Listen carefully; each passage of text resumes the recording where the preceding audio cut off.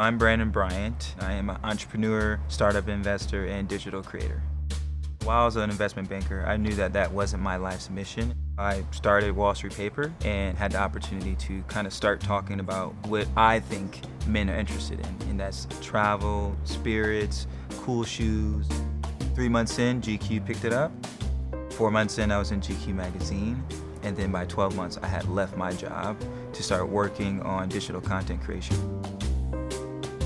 My name is Ireneusz Korzeniewski. I live in Warsaw.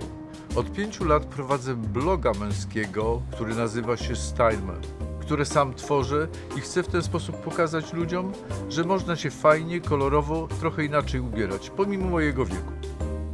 There are no rules in menswear anymore. You can wear pajamas and they could work out.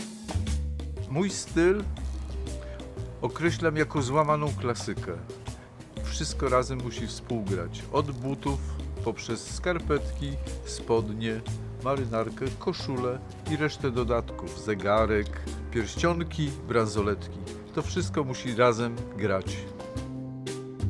Dla mnie Brooks Brothers właśnie jest firmą, która ma duże tradycje, bardzo dobre wykonanie, wykończenie.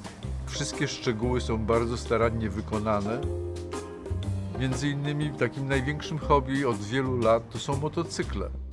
Uwielbiam właśnie, być może wzięło się to stąd, że wszystkie motocykle, na których jeżdżę, są dla mnie specjalnie składane przez moich zaprzyjaźnionych mechaników. Przeniosłem to też na swoje ubrania, na swoje buty.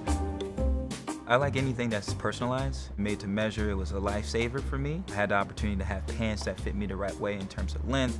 I had coats that could get snug enough for me. And so made to measure has been just a really good opportunity to find what fits me perfectly.